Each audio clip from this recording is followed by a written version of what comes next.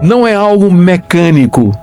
Não é um negócio que você está fazendo. Essa lei do verso 6, que você vai receber na proporção em que você planta, está ligado ao que está dito no verso 7. Se você contribui com alegria, voluntariamente, sem constrangimento, sem hesitação, como parte do seu culto a Deus e expressão de gratidão. Ou seja, não é um negócio com Deus, como é dito aí nas igrejas da prosperidade.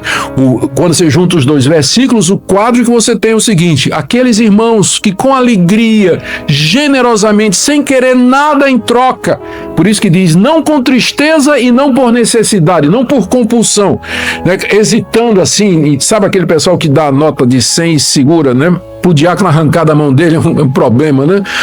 Não, aquele que alegremente faz isso sem pensar em recompensa, ele vai receber, inclusive, aquele que ele não espera. A passagem para hoje à noite são os 7 primeiros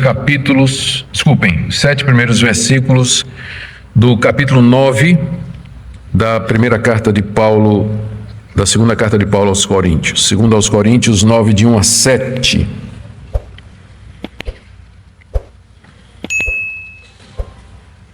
Ouçamos a leitura. Segundo aos Coríntios 9, de 1 a 7. Ora, quanto à assistência a favor dos santos, é desnecessário escrever-vos, porque bem reconheço a vossa presteza, da qual me glorio junto aos macedônios, dizendo que a Caia está preparada desde o ano passado. E o vosso zelo tem estimulado a muitíssimos. Contudo, enviei os irmãos, para que o nosso louvor a vosso respeito, nesse particular, não se desminta, a fim de que, como venho dizendo, estivesseis preparados, para que, caso alguns macedônios forem comigo e vos encontrem desapercebidos, não fiquemos nós envergonhados, para não dizer vós, quanto a essa confiança. Portanto, julguei conveniente recomendar aos irmãos que me precedessem entre vós e preparassem de antemão a vossa dádiva já anunciada, para que esteja pronta como expressão de generosidade e não de avareza. Isso afirmo: aquele que semeia pouco, pouco também ceifará. E o que semeia com fartura, com abundância, também ceifará. Cada um contribua segundo tiver proposto no coração, não com tristeza ou por necessidade, porque Deus ama a quem dá com alegria. Até aqui, queridos, a leitura. Na próxima segunda-feira, se Deus permitir, nós terminaremos o capítulo 9, indo do verso 8 até o verso 15, com mais 3 princípios que Paulo coloca sobre contribuição. Por enquanto, nós vamos ficar com esses 4 princípios a respeito da contribuição que nós vimos aqui. Vamos orar mais uma vez, pedindo a iluminação do nosso Deus. Senhor, diante da Tua palavra, agora pedimos que Teu Espírito Santo esclareça a nossa mente para compreender a Tua palavra, especialmente em que sentido ela se aplica a nós. Orienta-nos, ó Deus, como igreja, no levantamento dos recursos do Teu povo e na boa administração dos mesmos. Nós pedimos que o Senhor nos livre de escândalos, livre-nos de maus pastores que se apropriam dos recursos da igreja, que fazem uma malversação dos fundos da igreja. Nós pedimos, ó Deus, que o Senhor nos dê pessoas corretas, honestas e dedicadas a Ti, na manipulação do dinheiro, considerando, ó Deus, tantos escândalos e problemas que nós temos visto. Ajuda-nos, pedimos em nome de Jesus. Amém. Queridos, aqui no capítulo 9 da sua segunda carta aos crentes da cidade de Corinto, Paulo continua a desenvolver aquele tema que ele começa no capítulo 8, que é o tema da contribuição. O objetivo de Paulo é encorajar os crentes de Corinto a levantar uma oferta generosa para os cristãos pobres de Jerusalém. A ocasião foi aquela fome que se abateu sobre a Judéia no tempo do imperador Cláudio, fome que atingiu toda aquela região e a região adjacente. A fome foi causada provavelmente pela carestia, causada pela falta de chuva, talvez por praga de gafanhoto ou por problemas econômicos que impediram que os lavradores e os agricultores pudessem fazer a colheita e vendê-la de maneira adequada. Muitos poderiam ser os fatores para isso. O fato concreto é que aquela região da Judéia, especialmente Jerusalém, estava passando uma grande necessidade. Paulo havia começado a levantar uma oferta para ajudar aqueles irmãos fazia cerca de 1 ano. E ele esteve lá na região da Acaia, era uma das províncias romanas, da qual Corinto é a capital. E por ocasião da plantação da igreja lá, Paulo havia estimulado os irmãos ou de uma visita que Paulo tinha feito lá, Paulo havia estimulado os irmãos de Corinto a participar dessa oferta. E eles prontamente se engajaram, se comprometeram e deram a sua palavra de que Paulo poderia contar com eles. Mas agora fazia 1 ano já. E eles não haviam terminado a oferta, não haviam levantado a oferta conforme eles haviam prometido. Paulo então estava mandando Tito e mais 2 irmãos, nós vimos isso na mensagem anterior, com o objetivo de, em Corinto, chegando em Corinto, organizassem o levantamento daquela oferta, uma oferta que fosse generosa, uma oferta que pudesse atender às necessidades dos irmãos lá em Jerusalém. E essa comissão, composta de Tito e mais 2 irmãos, é a mesma comissão que está levando essa carta que Paulo escreveu. Ao mesmo tempo que eles estão servindo de correio para levar a carta de Paulo. E Paulo então aproveita a carta para passar esses princípios de contribuição para a igreja, além de tratar de outras questões que nós já vimos nos estudos anteriores e vamos ver também mais para frente. Hoje nós focamos aqui no início do capítulo 9 em 4 princípios a mais que Paulo coloca, além daqueles que ele já colocou no capítulo 8 e que estão relacionados com esse tema de contribuição. Antes eu queria fazer uma observação que eu creio que é importante. Lembremos que essa oferta que Paulo estava levantando era uma oferta entre igrejas para uma igreja. Não está se tratando aqui de pessoas cristãos individualmente ajudarem indivíduos que estão passando em necessidade. Embora, é claro, esses princípios aqui podem ser aplicados a isso. Mas o foco aqui é que aquela oferta seria enviada à igreja de Jerusalém e a igreja então administraria essa oferta no socorro aos crentes pobres da cidade e quem sabe até aqueles que não faziam parte da igreja. Lembrando que até os pagãos no século I e II, eles reconheciam nos seus escritos que os cristãos tinham compaixão não somente dos seus pobres e dos seus órfãos, mas também, inclusive, daqueles que não eram considerados como cristãos. Então, hoje nós vamos ver mais 4 princípios que nós temos aqui. O primeiro deles é que não deveria ser necessário tocar nesse assunto de contribuição na igreja, versos 1 e 2. Não deveria ser necessário. Contudo, às vezes é preciso. Segundo princípio é que igrejas que contribuem, elas são um estímulo para outras. Está aí no verso 2, final. Terceiro, que líderes ficam envergonhados quando suas igrejas demonstram avareza e não generosidade. É disso que Paulo, inclusive, está com medo aqui, por isso que ele mandou a comissão. E por último, nós vamos colher aquilo que nós plantamos também nessa área de contribuição. Está aí no verso 6 até o verso 7. Vamos ver cada uma desses princípios aqui que Paulo coloca, e depois nós vamos ter aquele período costumeiro de perguntas e respostas. Então, sua dúvida você já pode ir anotando aí, e nós teremos oportunidade de responder, se Deus permitir. Então, primeiro, não deveria ser necessário falar sobre contribuição, verso 1. E segundo, ora, quanto à assistência a favor dos santos, é desnecessário escrever, porque eu conheço a presteza de vocês, da qual me glorio junto aos macedônios, dizendo que a Acaia está preparada desde o ano passado. Ou seja, Paulo está dizendo que a rigor ele não precisaria estar escrevendo isso que ele está escrevendo. Entretanto, ele escreveu 2 capítulos. Não precisa escrever, mas escreveu 2 capítulos. Não deveria ser necessário ele fazer isso, em primeiro lugar, pela natureza do assunto, pela sua necessidade e urgência. Trata-se, talvez você possa até perceber aqui, como é que Paulo está fazendo, a artimanha de Paulo no bom sentido, né? Ele diz assim: olha, quanto à assistência a favor dos santos, é desnecessário escrever.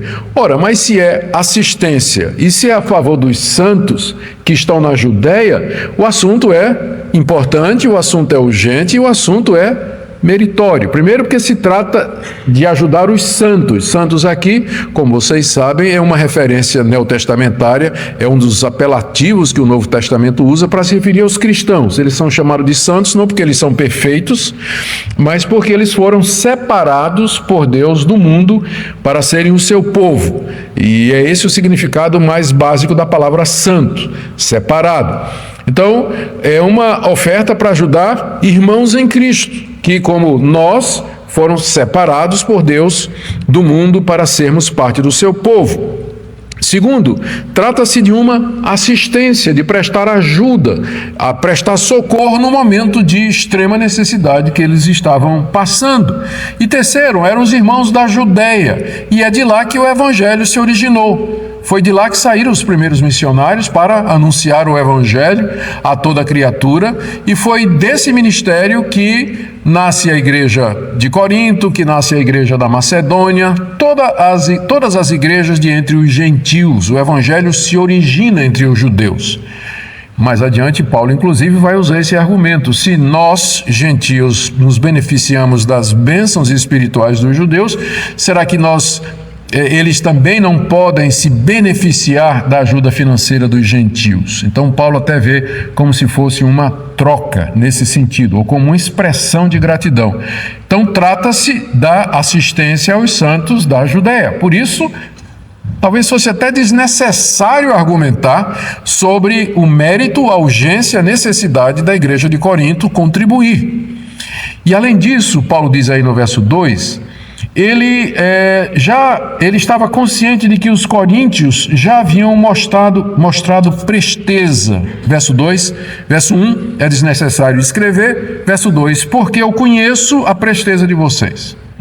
Então, Paulo tinha testemunhado a prontidão com que os coríntios haviam se disposto a participar daquela oferta e ajudar os irmãos lá da Judéia, ajudar os necessitados do povo de Deus.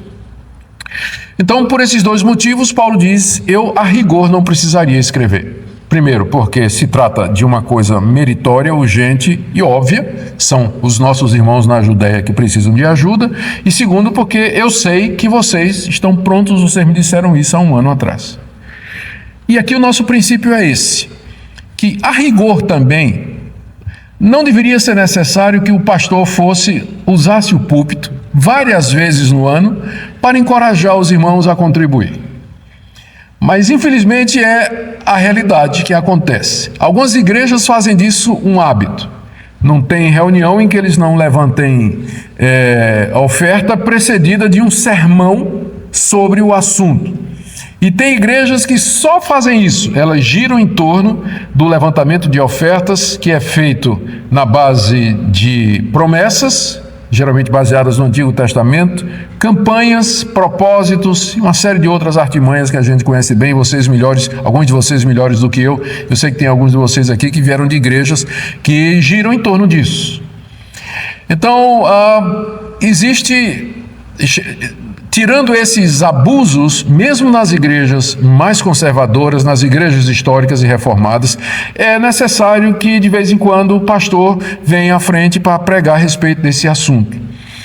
Vários fatores tornam isso necessário.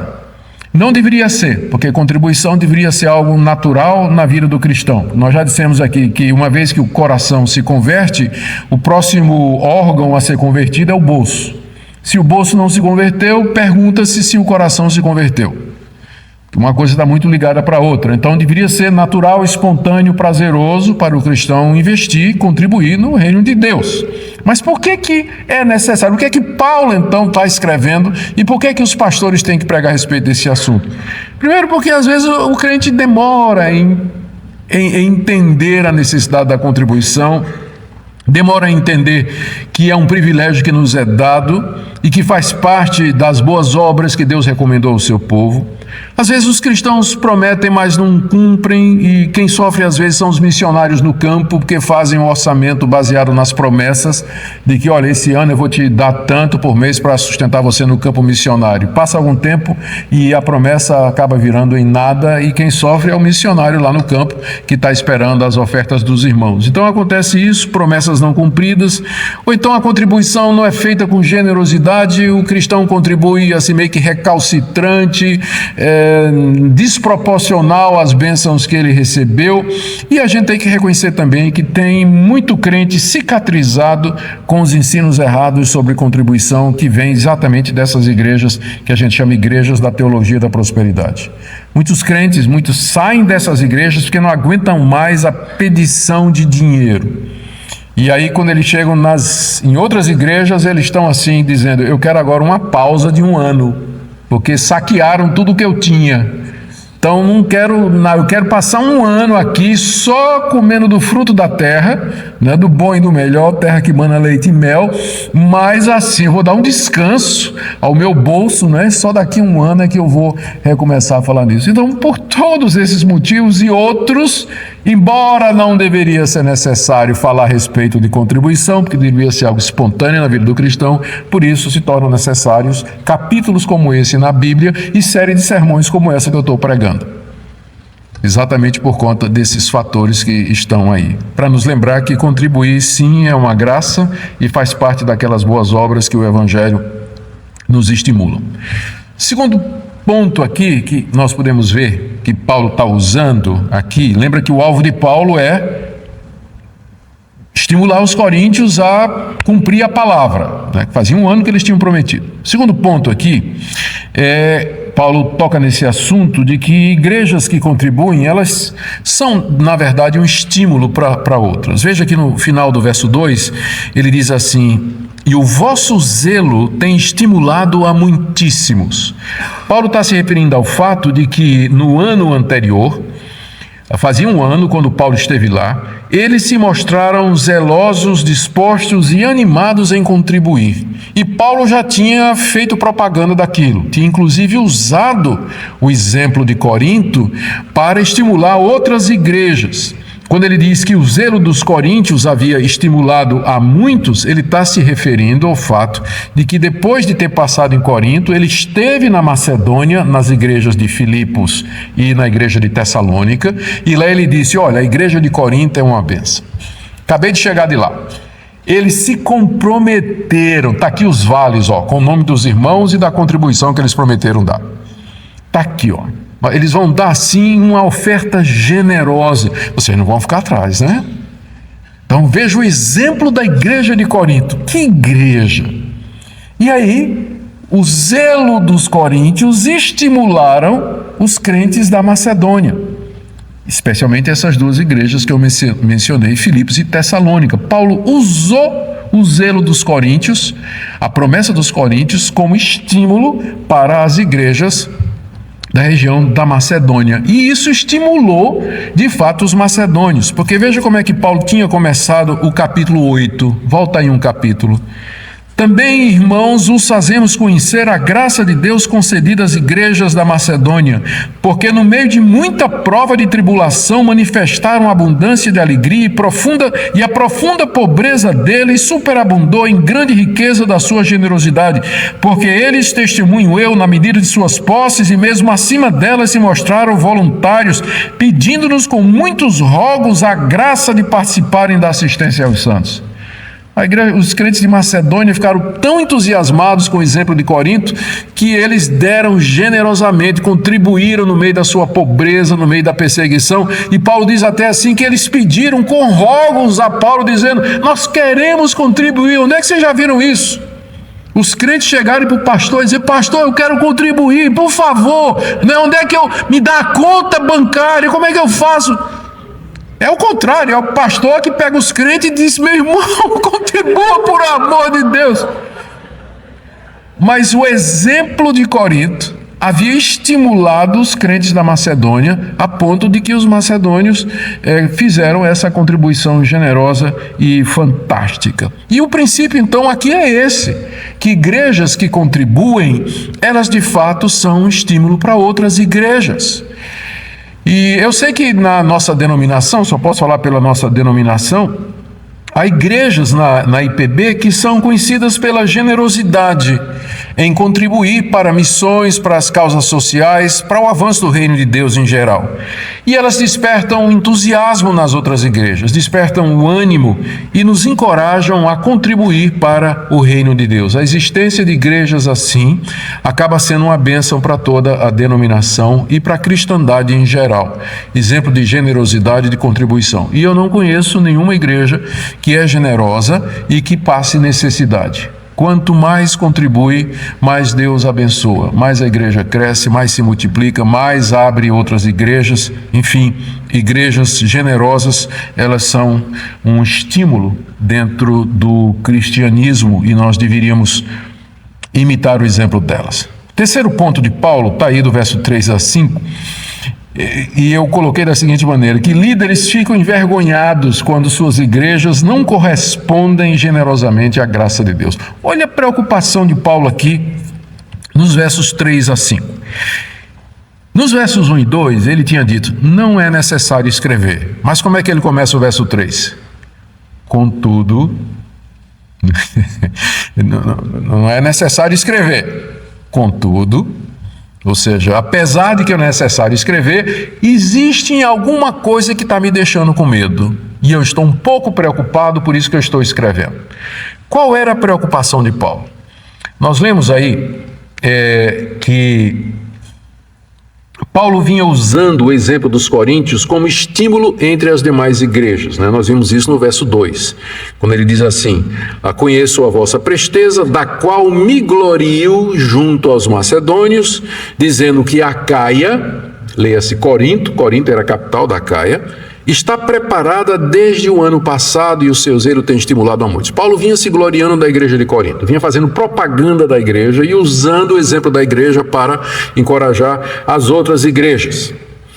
E ele havia mandado uma comissão composta de Tito e mais 2 irmãos para preparar a oferta dos coríntios, conforme nós já dissemos, né? Porque eles estavam demorando um pouco. E Paulo tinha feito rasgados elogios a Tito e aos 2 irmãos que compunham com ele a comissão a respeito da generosidade dos coríntios e da prontidão deles em contribuir. E o próprio Paulo estava fazendo planos de visitar Corinto, ele pessoalmente, depois da visita daquela comissão, junto com alguns irmãos da Macedônia que haviam contribuído generosamente. E qual era o medo de Paulo?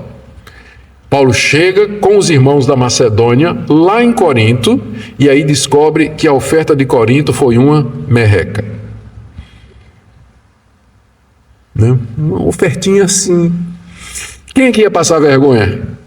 Paulo, porque ele tinha usado o exemplo de Corinto, ele tinha se gloriado de Corinto, da prontidão dos irmãos, do zelo dos irmãos, e agora, especialmente ele fez isso diante dos macedônios, né? E agora ele chega em Corinto com alguns macedônios e alarme falso, fake news, né?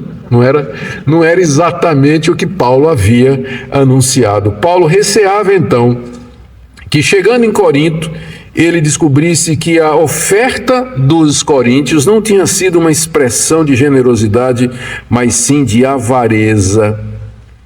Por isso, Paulo tinha mandado a comissão antes, dizendo, Tito, a coisa tem que ser boa. Tem que levantar realmente uma oferta generosa, porque quando eu for aí com os macedônios, eu não quero passar vergonha. Para não dizer que os coríntios vão passar vergonha. Veja agora então, vamos ler do verso 3 a 5 outra vez. Contudo, eu enviei os irmãos para que o nosso louvor a vosso respeito, ele está escrevendo aos coríntios, né? Eu enviei os irmãos, Tito e os outros 2, para que o nosso louvor a vosso respeito, nesse particular, não se desminta, a fim de que, como venho dizendo, estivesseis preparados, para que caso alguns macedônios forem comigo, Paulo se refere aqui a uma viagem que ele está planejando fazer, depois da viagem da comissão, ele mesmo pretende ir lá, e no caso ele vai levar alguns macedônios, caso alguns macedônios forem comigo e vos encontrem desapercebidos, veja como Paulo é polido e educado em usar palavras, né? Encontrem vocês desapercebidos. A oferta era para ser mais, né? Alguma coisa assim. Não fiquemos nós envergonhados. Era isso que Paulo estava com medo. Contudo aí do verso 3, né, que justifica porque ele está escrevendo, é porque Paulo tinha medo de passar vergonha. Medo de passar vergonha. Porque ele disse uma coisa e, na verdade, no fim, não haveria de ser a coisa. E aí, entre parênteses, para não dizer vocês passarem vergonha. Vocês passarem vergonha quanto a essa confiança. Portanto, e aqui ele explica porque que mandou a comissão, julguei conveniente recomendar aos irmãos que me precedessem entre vocês e preparassem de antemão a vossa dádiva já anunciada. Eu já anunciei que vocês vão contribuir. Então mandei os irmãos aí para preparar, para que esteja pronta como expressão de generosidade e não de avareza. É por isso que eu disse que o princípio que está aqui é esse, que os líderes passam vergonha com a avareza da sua igreja. Mas é verdade. Às vezes a igreja é avarenta e não é a liderança, não. É o povo mesmo. E é uma coisa que às vezes parece difícil de entender, porque nós acreditamos num princípio que parece não ter exceção, que se a igreja vai ruim, a culpa é da liderança. Mas isso nem sempre é verdade. Existia uma liderança melhor do que o apóstolo Paulo? O apóstolo Paulo plantou a igreja de Corinto, discipulou a igreja de Corinto, e a pior igreja do Novo Testamento. Povo ruim, ovelha ruim, bode no meio, crente complicado, crente com problemas, com dificuldade. Às vezes acontece isso. As igrejas têm personalidade própria. Tem hora que há igrejas que são uma maravilha. Feliz é o pastor que vai pastorear ali. Igreja tranquila, mas tem igreja que é nó cego, carne de pescoço mesmo, não para pastor, dura 2 anos, dura às vezes menos, tem um histórico de nunca parar pastor ali. A igreja de Corinto era uma igreja dessas, e Paulo tinha receio de que a glória que ele tinha levantado com relação à generosidade dos coríntios, na hora do vamos ver, prevalecesse a avareza de coração, prevalecesse a indiferença, o desamor que havia naquela igreja tão complicada. Aqueles que vêm acompanhando a exposição de 2 aos Coríntios desde o início sabem como a tensão entre Paulo e a igreja de Corinto era uma tensão grande por conta de todos os problemas que havia naquela igreja. Então, às vezes, o pastor passa vergonha mesmo por conta das atitudes da igreja, da falta de amor, da falta da generosidade e assim por diante. Paulo estava preocupado com isso. Pode parecer um pouco egoísta, não é? Pode parecer um pouco egoísta. Paulo está preocupado que ele vai passar vergonha, vai ser desmentido. Mas vocês têm que lembrar que Paulo era apóstolo de Cristo e estava lançando os fundamentos da igreja cristã. Toda a sombra que pairasse sobre o caráter de Paulo iria refletir na mensagem que ele prega. Então, se Paulo fosse acusado de ser assim um mentiroso, um cara exagerado, político, que fica elogiando e lisonjeando igrejas que não merecem elogio, aquilo haveria de afetar a credibilidade dele quando ele fosse pregar em outros lugares. Então, por isso, ele está se defendendo não a si, mas a defesa dele era a mesma defesa da mensagem que ele prega e, portanto, do evangelho. Porque as duas coisas estavam muito ligadas, o caráter, a personalidade, o nome e a reputação de Paulo e a mensagem que ele pregava. Se uma fosse abalada, a outra seria também. Por isso ele diz, eu não quero ser desmentido nesse sentido.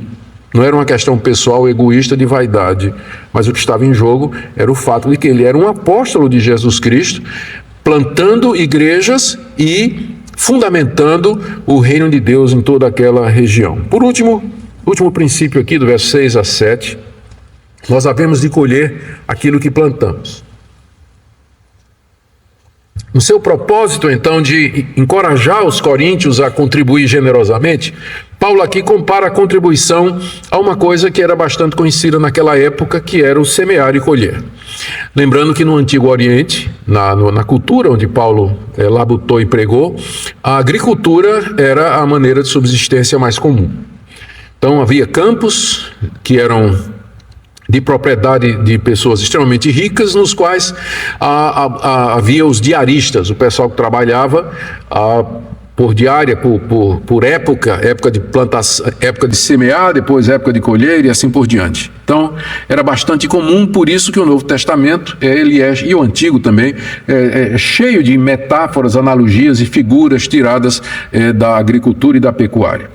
Então, essa lei aqui todo mundo conhecia que era uma lei básica. Toda a colheita é proporcional à semeadura. Se você planta pouco, você vai colher pouco. Se você planta muito, você vai colher muito. Regra número 1. Lei básica que todo mundo entendia, todo mundo compreendia. Ninguém teria dificuldade em entender a analogia que Paulo está fazendo aqui.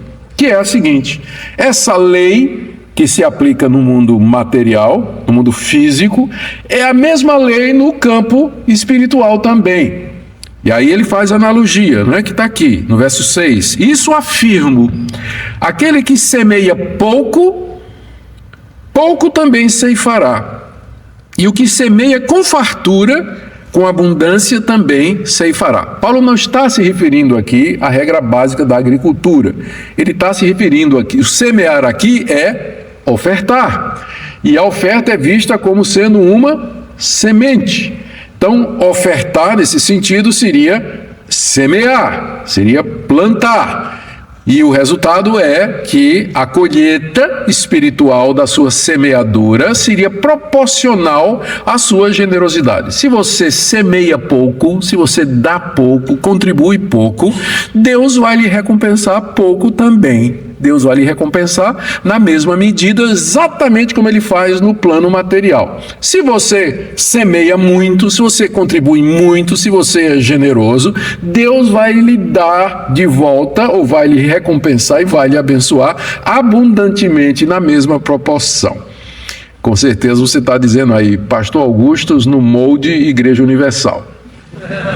Porque esse é o versículo que é usado, né, para defender a lei da semeadura. Mas graças a Deus que a gente tem a Bíblia e pode ler o que vem antes e o que vem depois. Eu vou dar para vocês uma regra simples de interpretação. 3 regras simples de interpretação. Você seguir, a possibilidade de você errar é muito pouca. Primeira, contexto. Segunda, contexto. Terceira, contexto. Você seguir essas 3 regras, você vai errar pouco na interpretação. Note que depois de Paulo dizer que contribuir é como semear e que nós colheremos na proporção em que contribuirmos, ele diz no verso 7, cada um contribua segundo tiver posto ou proposto no coração, não com tristeza ou por necessidade, porque Deus ama a quem dá com alegria. Ou seja, não é algo mecânico, não é um negócio que você está fazendo. Essa lei do verso 6, que você vai receber na proporção em que você planta, está ligado ao que está dito no verso 7. Se você contribui com alegria, voluntariamente, sem constrangimento, sem hesitação, como parte do seu culto a Deus e expressão de gratidão. Ou seja, não é um negócio com Deus, como é dito aí nas igrejas da prosperidade. Quando você junta os 2 versículos, o quadro que você tem é o seguinte: aqueles irmãos que com alegria, generosamente, sem querer nada em troca, por isso que diz, não com tristeza e não por necessidade, não por compulsão, né? Hesitando assim, sabe aquele pessoal que dá a nota de 100 e segura, né? Para o diácono arrancar da mão dele é um problema, né? Não, aquele que alegremente faz isso sem pensar em recompensa, ele vai receber inclusive aquele que ele não espera. E ele também vai receber aquilo que ele não está pedindo a Deus e que não é a razão dele contribuir. Deus vai abençoá-lo ricamente e materialmente. Os 2 versos têm que ir juntos. Porque se você toma só o primeiro verso, você vai dizer que Paulo está ensinando aqui que é um negócio com Deus. Se você dá muito, Deus vai lhe dar muito. Se dá pouco, Deus vai dar pouco. E aí vem as campanhas, né? Quem dá 100, quem dá 200, quem dá 1.000, quem dá 500, quem dá 10 fica lá atrás, né?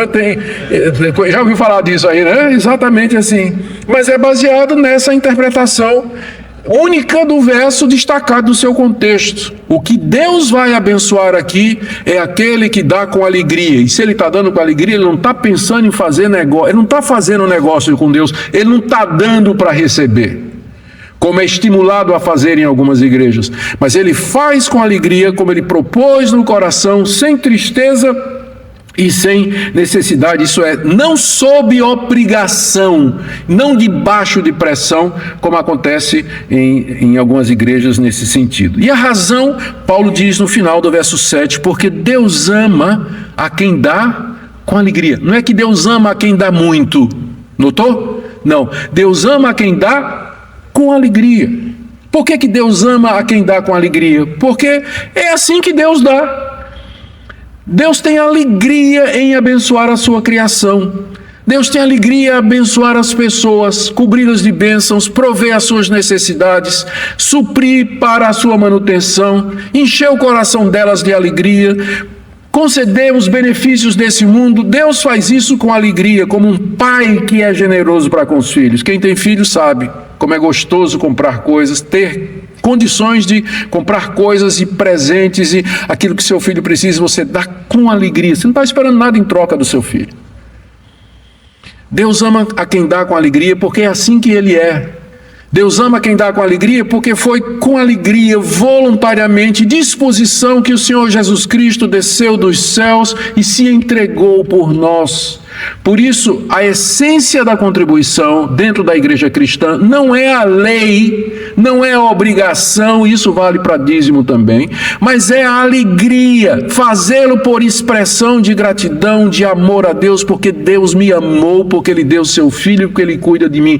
Por isso eu não somente vou dar os dízimos que já estão na Bíblia como exemplo de contribuição, mas eu vou dar ofertas e eu vou participar de tudo que eu puder para aliviar o sofrimento dos outros, porque meu Deus ama a quem dá com alegria. É esse o princípio da semeadura e da colheita. Espero que tenha ficado claro para nós nessa noite. Eu quero terminar então, meu tempo aí já vai bem avançado, eu quero terminar com algumas aplicações práticas. Primeiro, o que nós aprendemos desse texto aqui? Em primeiro lugar, apesar dos abusos cometidos nessa área de contribuição, é preciso pregar sobre o tema.